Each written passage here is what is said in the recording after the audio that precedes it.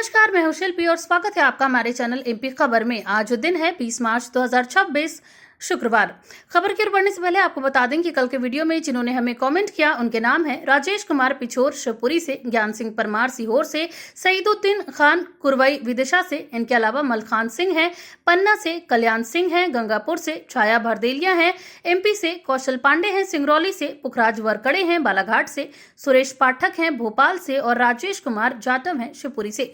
अगर आप भी चाहते हैं कि आपका कमेंट आपके नाम के साथ हमारे वीडियो में फीचर हो तो हमें कमेंट करके जरूर बताएं कि आप ये वीडियो कहां से देख रहे हैं। साथ ही इस वीडियो पे अपनी राय हमें जरूर दें, जहां टॉप कमेंट्स फीचर होंगे हमारे अगली बुलेटिन में। तो अब खबरों में आगे बढ़ते हम सबसे पहले नजर डालेंगे आज के हेडलाइंस पर, फिर जानेंगे खबरों को विस्तार से। इंदौर के डीएवीवी एमबीए रिजल्ट ने चौंकाया, केवल 27% छात्र ही हो पाए पास। इंदौर में चलते चलते इलेक्ट्रिक स्पोर्ट्स कार में लगी आग, सुरक्षा पर उठ रहे सवाल। भोपाल में संविदा कर्मचारियों को समान वेतन, मानी जा रही बड़ी जीत। गुना में दिव्यांगों को मिली खराब ट्राईसाइकिल, सिंधिया ने दिलाई नई। ग्वालियर में अब जमीन खरीदना होगा महंगा, गाइडलाइन दरों में 20% की बढ़ोतरी। तो शुरू करते हैं आज के ताजा बुलेटिन, जिसमें हम जानेंगे एमपी की 25 बड़ी खबरें। लेकिन उससे पहले मध्य प्रदेश और देश दुनिया की तमाम बड़ी खबरों को जानने के लिए हमारे चैनल को आप सब्सक्राइब करके बेल आइकन पर जरूर क्लिक कर दें। चलिए अब खबरों को जानते हैं विस्तार से। इंदौर में टोल वसूली पर हाईकोर्ट में फिर शुरू हुई सुनवाई। मध्य प्रदेश हाईकोर्ट में लेवड़ जावरा और जावरा नाया गांव रोड पर टोल वसूली को लेकर एक बार फिर सुनवाई शुरू हो गई है। यह मामला लंबे समय से विवादों में है, जिसमें टोल की वैधता और वसूली प्रक्रिया पर सवाल उठाए गए हैं। याचिकाकर्ताओं का कहना है कि सड़क की स्थिति और सुविधाओं के अनुरूप टोल नहीं लिया जा रहा, जबकि दूसरी ओर प्रशासन और संबंधित कंपनियां इसे नियमों के तहत सही ठहरा रही हैं। कोर्ट ने दोनों पक्षों से विस्तृत जवाब मांगा है और दस्तावेजों की जांच जारी है। इस फैसले का असर न सिर्फ वाहन चालकों बल्कि क्षेत्रीय यातायात व्यवस्था पर भी पड़ेगा। आने वाले दिनों में इस मामले में बड़ा फैसला आने की संभावना है। इंदौर के डीएवीवी एमबीए रिजल्ट ने चौंकाया, केवल 27% छात्र ही पास। देवी अहिल्याबाई विश्वविद्यालय के एमबीए फर्स्ट सेमेस्टर के नतीजों ने छात्रों और शिक्षकों को हैरान कर दिया है। इस बार पास प्रतिशत केवल 27% रहा, जो कि बेहद कम माना जा रहा है। छात्रों का आरोप है मूल्यांकन प्रक्रिया में पारदर्शिता की कमी है, जबकि कुछ का कहना है कि परीक्षा का स्तर असामान्य रूप से कठिन था। कई छात्र रीचेकिंग और पुनर्मूल्यांकन की मांग कर रहे हैं। वहीं विश्वविद्यालय प्रशासन का कहना है कि मूल्यांकन पूरी तरह नियमों के अनुसार हुआ है और जरूरत पड़ने पर सुधार की प्रक्रिया अपनाई जाएगी। यह परिणाम शिक्षा व्यवस्था और परीक्षा प्रणाली पर कई बड़े सवाल खड़े करता है, जिससे छात्रों का भविष्य भी प्रभावित हो सकता है। इंदौर में चलते चलते इलेक्ट्रिक स्पोर्ट्स कार में लगी आग, सुरक्षा पर सवाल। इंदौर में एक महंगी इलेक्ट्रिक स्पोर्ट्स कार में चलते समय अचानक आग लगने की घटना ने इलेक्ट्रिक व्हीकल्स की सुरक्षा पर गंभीर सवाल खड़े किए हैं। बताया जा रहा है कि कार की कीमत करोड़ों में थी और आग इतनी तेजी से फैली कि चालक को तुरंत बाहर निकलना पड़ा। स्थानीय लोगों की मदद से आग बुझाने की कोशिश की गई, लेकिन वाहन पूरी तरह क्षतिग्रस्त हो गया। विशेषज्ञों का मानना है कि बैटरी ओवरहीटिंग या तकनीकी खराबी इसकी वजह हो सकती है। इस घटना के बाद ईवी सुरक्षा मानकों, मेंटेनेंस और बैटरी टेक्नोलॉजी को लेकर बहस तेज हो गई है। प्रशासन ने मामले की जांच शुरू कर दी है और रिपोर्ट आने के बाद ही असली कारण सामने आएगा। इंदौर में सीएम मोहन यादव ने कल शुरू किया जल गंगा संवर्धन अभियान।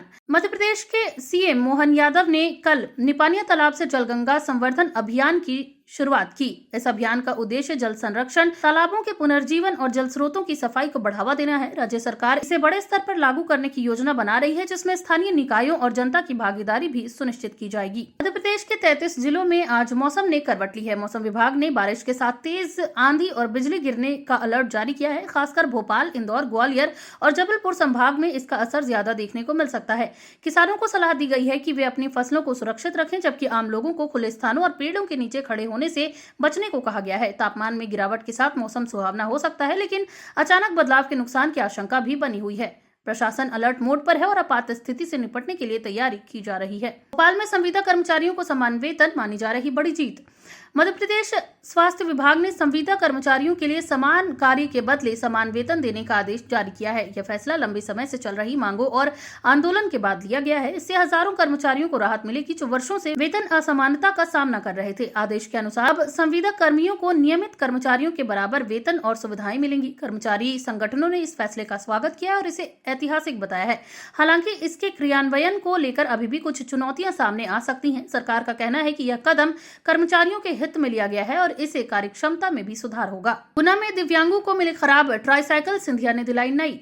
ज्योतिरादित्य सिंधिया ने गुना में दिव्यांग लोगों को खराब गुणवत्ता वाली ट्राईसाइकिल मिलने के मामले में हस्तक्षेप किया। शिकायत मिलने के बाद उन्होंने तुरंत नई और बेहतर ट्राईसाइकिल उनके घर तक पहुंचाने की व्यवस्था कराई। पहले दी गई ट्राईसाइकिलों की गुणवत्ता पर गंभीर सवाल उठे थे, जिससे लाभार्थियों को काफी परेशानी हो रही थी। इस कार्रवाई के बाद प्रशासन ने संबंधित अधिकारियों पर जांच शुरू कर दी है। सिंधिया ने कहा कि दिव्यांगों के साथ किसी भी प्रकार की लापरवाही बर्दाश्त नहीं की जाएगी।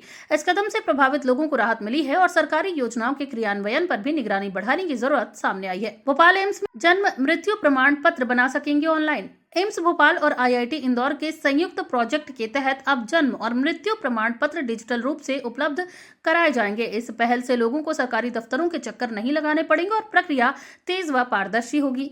ऑनलाइन सिस्टम के जरिए प्रमाण पत्र आसानी से डाउनलोड किए जा सकेंगे। यह डिजिटल इंडिया की दिशा में एक बड़ा कदम माना जा रहा है।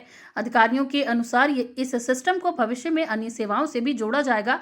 इससे स्वास्थ्य सेवाओं और प्रशासनिक प्रक्रियाओं में सुधार होने की उम्मीद है। श्योपुर में कांग्रेस विधायक को मिली सुप्रीम कोर्ट से राहत। सुप्रीम कोर्ट ने जयपुर से कांग्रेस विधायक मुकेश मल्होत्रा को राहत दी है।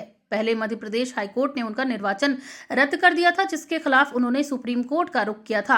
अब शीर्ष अदालत ने उन्हें अंतरिम राहत देते हुए मामले की आगे सुनवाई का आदेश दिया है। इस फैसले से राजनीतिक हलकों में हलचल तेज हो गई है। आगे की सुनवाई में इस फैसले का अंतिम फैसला होगा, जिसका असर क्षेत्रीय राजनीति पर पड़ सकता है। फिलहाल विधायक को बड़ी राहत मिली है। जबलपुर में मंदिर में शूटिंग को लेकर विवाद कोर्ट पहुंचा। जबलपुर के प्रसिद्ध 64 योगिनी मंदिर में आपत्तिजनक दृश्यों की शूटिंग को लेकर विवाद बढ़ गया है। मामला अब अदालत तक पहुंच गया है, जहां याचिका दायर कर कार्रवाई की मांग की गई है।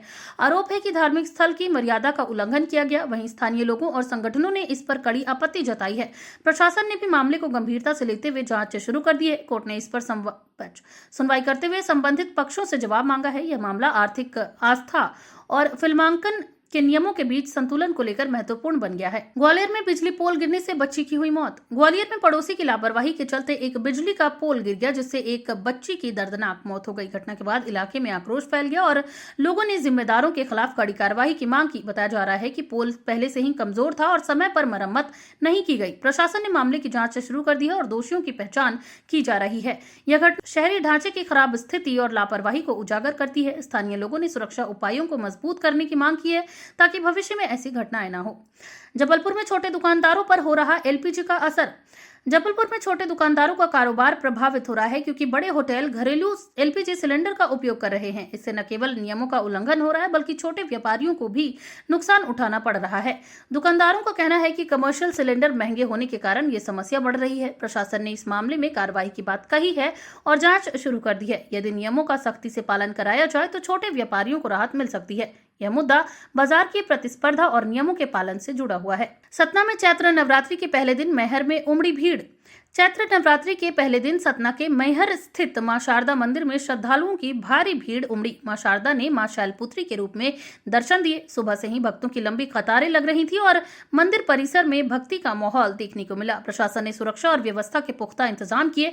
नवरात्रि के दौरान यहाँ लाखों श्रद्धालुओं के आने की उम्मीद है। यह धार्मिक आस्था और परंपरा का प्रमुख केंद्र है, जहाँ हर साल बड़ी संख्या में लोग दर्शन करने पहुंचते हैं। सतना में धुरंधर फिल्म शो रद्द होने पर हंगामा, लोगों के पैसे वापस। सतना में वीर सिनेमा में धुरंधर 2 फिल्म का शो रद्द होने के बाद दर्शकों ने जमकर विरोध प्रदर्शन किया। अचानक शो कैंसिल होने से लोग नाराज हो गए और थिएटर के बाहर हंगामा शुरू हो गया। बाद में प्रबंधन ने स्थिति को संभालते हुए दर्शकों को टिकट के पैसे वापस करने की घोषणा की। इसके बाद मामला शांत हुआ। यह घटना मनोरंजन उद्योग में व्यवस्थाओं की कमी और दर्शकों की उम्मीदों को दर्शाती है। थिएटर प्रबंधन ने भविष्य में ऐसी स्थिति से बचने का आश्वासन दिया है। ग्वालियर में जमीन की गाइडलाइन दरों में 20% की बढ़ोतरी, महंगा होगा जमीन खरीदना।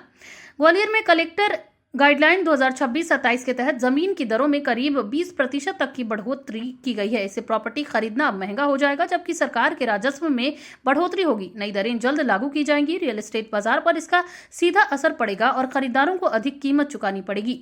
विशेषज्ञों का मानना है कि इससे निवेश पर भी असर पड़ सकता है। हालांकि सरकार इसे विकास और राजस्व वृद्धि के लिए जरूरी कदम बता रही है।